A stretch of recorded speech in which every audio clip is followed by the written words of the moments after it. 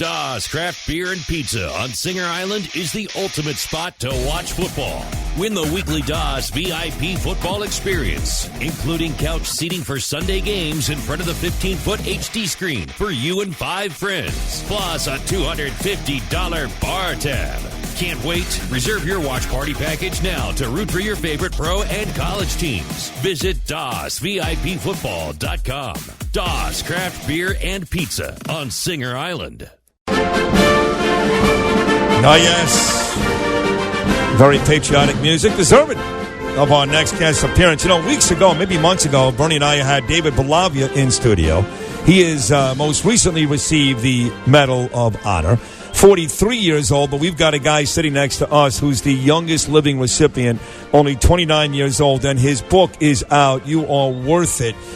Kyle Carpenter, a story about a guy that about 9 years ago jumped on a live grenade to spare the life of his fellow Marine buddy, Nick Eufrasio, and in return, 4 years later, received this very deserving Medal of Honor, and is here this morning to talk about his book and his heroism and all the things that make him great.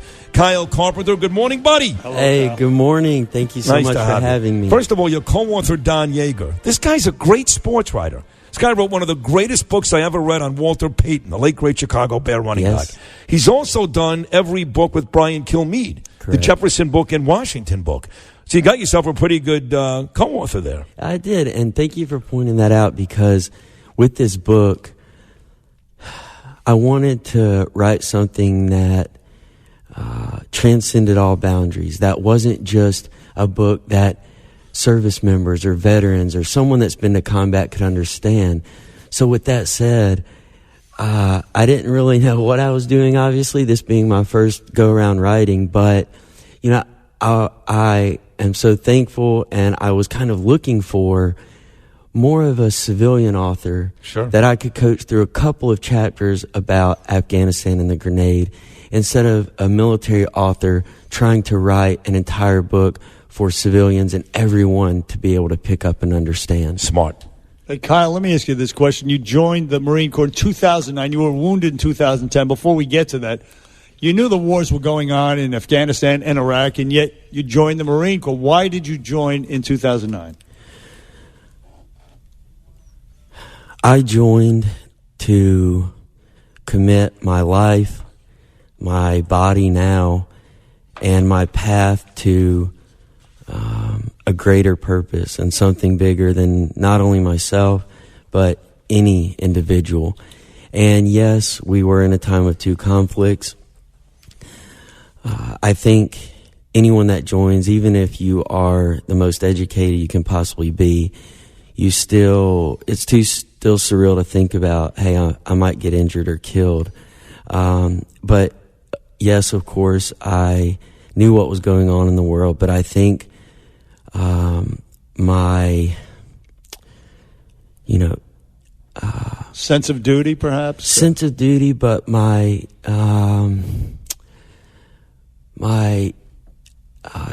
just personal inner want to, like I said, be something bigger than myself or any one individual. That came before anything, even the thought of potentially being injured or killed. Right. Obviously, when we find out what you did here, the Medal of Honor recipient Kyle Carpenter, the book is out. You are worth it, building a life worth fighting for. And we've had Kyle, Bernie and I are very in tune with you guys. We love you guys. Thank you. We appreciate it. I know you guys do. We've had Johnny Jones in studio. He's lost it. Amazing. We've had guys there that have lost their eyesight. We've had Robert O'Neill's been in here. He was not injured, but of course he did kill bin Laden. So we do a lot of these types of interviews. But and I'm always hesitant to go back to that day for guys like you. But it's obligatory in a conversation like this. So as much as I don't want to do it, and it's painful for you, let's go back to that day, Helmand Province, which was a really, really bloody part of the Afghanistan war, very violent place. November 21st, 2010. Take us back to that day. Yeah, absolutely. On November 19th, we had taken over a compound to the south of our patrol base that we had lived and operated out of for the 4 months of that deployment up until that point. We were expanding our area of operation in order to get ready for the unit that would be relieving us in a few months, trying to leave that area expanded, more stable and better than we found it when we got there. The second we moved in, the grenade attacks came, and for the next roughly day and a half to 2 days, just like every day over in Afghanistan, was a fight for survival from sunup to sundown. But we really hadn't seen grenades up until that point. Afghanistan, especially where we were in the very fertile farmlands of Marja, was not like Iraq. It wasn't urban. It wasn't house to house and street to street. So we were fighting more across fields and through tree lines. And so, that makes it more difficult to get in close enough proximity to throw those hand grenades. So myself and my squad, we were down there, and on November 21st, the day that I was injured, myself and a fellow Marine, we were on what's called post. And post is essentially, for people not familiar with military terminology, a lookout position. And myself, one other Marine, an incredible Marine and best friend, we were on top of this roof, and we were towards the end of our 4-hour shift on post, and the enemy initiated a daylight attack like they did almost every single day up until that point. But multiple grenades were thrown. 3 were thrown, which I do not remember any of them. And everything that I'm about to tell you is based off of a very extensive and thorough investigation, over 250 pages in 2 years, done by the Marine Corps and the Department of Defense. I don't remember the first 3 grenades. The 4th one was thrown in very close proximity to us, and based off of the eyewitness accounts and testimony and the post-blast analysis and the forensics that an explosive ordnance disposal team did, it was determined that I covered the grenade in an attempt to shield the blast from my fellow Marine. You don't remember any of this, though? You don't remember any of this? The only thing I remember from the entire day is we started getting attacked around 7:45 that morning. I remember, and this just shows how rough the deployment was, I slowly rolled over, unzipped my sleeping bag, and I remember thinking, well, here we go again, another day in Afghanistan. And the next thing I remember, and the only other thing from the entire day, was physically how my body felt after the grenade detonated. At first, I just felt like I got hit really hard in the face. I couldn't see anything. My vision was as if I was looking at a TV with no connection, just white and gray static. My ears were ringing extremely loudly, just as they are still at this very moment. And I was just so disoriented, and I was trying to put the pieces together, and I was thinking, okay, I'm pretty sure I was in Afghanistan. The last thing I can remember, I was on a roof. But what could have injured me this bad on a roof? Maybe I got off of the roof, went on a foot patrol, stepped on an IED, and maybe just the last thing I can remember is being up on that roof. And then those thoughts were interrupted by, and this will allude to Marine's humor, but I felt like my buddies were messing with me and pouring warm water all over me. And I was thinking, come on, guys, in this banged up state I'm in, you're messing with me right now? Wow. But I realized very quickly, in a surreal and very unfortunate way, that what I was feeling was not warm water, it was blood. And based on that feeling and the casualties I had seen up until that point, coupled with our medical training that we received, I knew that I was in bad shape. And so I knew that my time was unfortunately probably limited. So I thought about my family. I thought specifically my mom and how devastated she was going to be that I did not make it home from Afghanistan alive. Oh, yeah.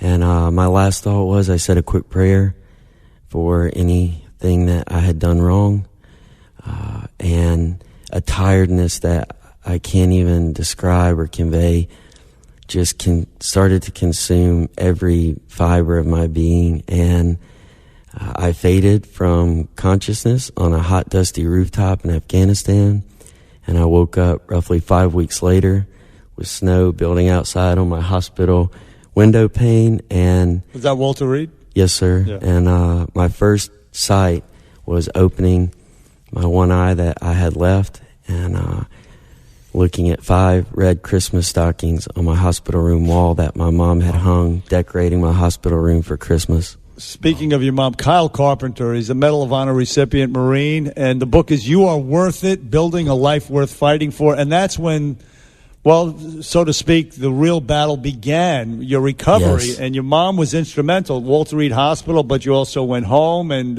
tell us a little bit about your recovery. Well, in the big picture, I spent 3 years at Walter Reed, completed roughly 40 surgeries. But with that said, you know, it was a very long, hard, and difficult road. But from the moment I woke up, just like they've always been there for me, you know, my family was there. You had a terrible nightmare about your mother that you wrote about in the book. I read that. Yeah, many hallucinations. Yes, where the Taliban was upstairs killing people, and your mother, they threw a grenade downstairs in your hospital room, and she died. And I read that chapter in the book. I got chills. I was sick to my stomach. Thank God it was just a dream. Yeah, absolutely. And everything from giant spiders attacking my hospital room to my dad charging the ICU with a shotgun because, you know, being a junior Marine and first combat deployment, you're not in tune with the extensive military, you know, medical field and branches that we have, and some of the best surgeons in the world who wear, you know, camouflage every day.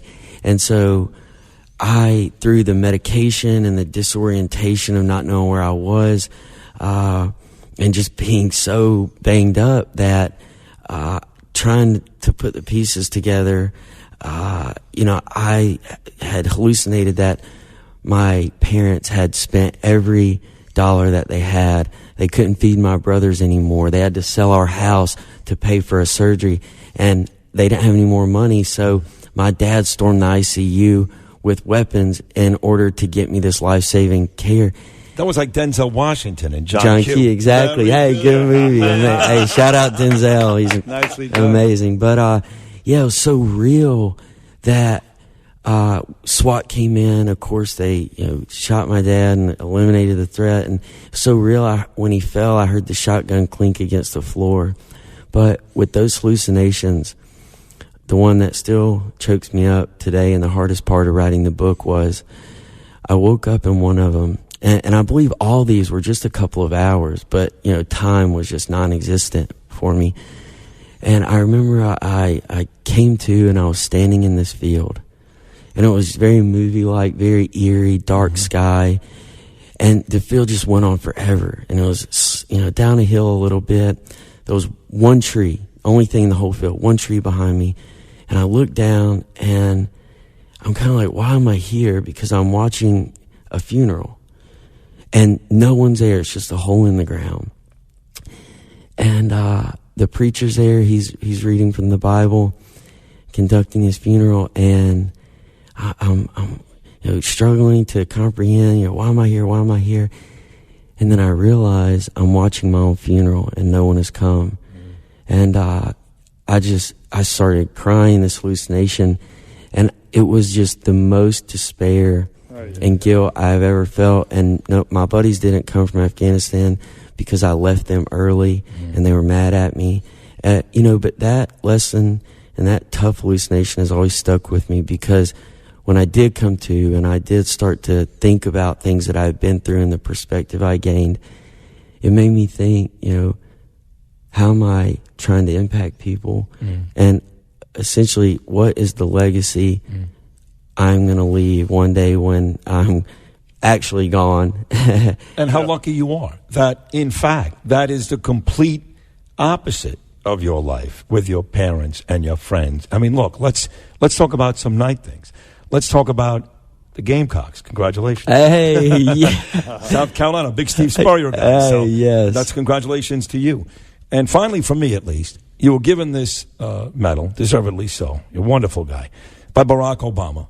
He was president at the time. Correct. But I do want to know what you think about this current president. I think I am. Don't be. You say whatever you want. It's totally cool. No, I am You're not sure. supportive and respectful because as a Marine, as a junior Marine, and as someone who has served this country and loves this country, no matter who is there, I respect and support that position. Not exactly a ringing endorsement, by the way. Because because that position, I mean, he was elected, and I do, even though I'm retired, whoever is in that position, Democrat, Republican, good or bad, I still consider my commander-in-chief. Kyle Carpenter, you're an extraordinary individual. The book is You Are Worth It, Building a Life Worth Fighting for, the youngest Medal of Honor recipient alive today. And Kyle is going to, tonight, he's going to be at the Princeton Medical Center's Schreier Education Center at 7 o'clock, 1 Plainsboro Road in Plainsboro, New Jersey. Call this number, 888-897-8979, or visit PrincetonHCS.org, PrincetonHCS.org/calendar, and search keywords Kyle Carpenter. And again, the book, You Are Worth It, Building a Life Worth Fighting For. Kyle, I can't even tell you, I have goose pimples. It's such an honor to have you here. Thank you so much for and having I'm sorry me. the time is up, but it is, and we wish you all the best. Come back, please, anytime. Thank you for the love and support. Absolutely. Kyle Carpenter on the Bernie and Sid Show on 77 WABC. We're coming right back.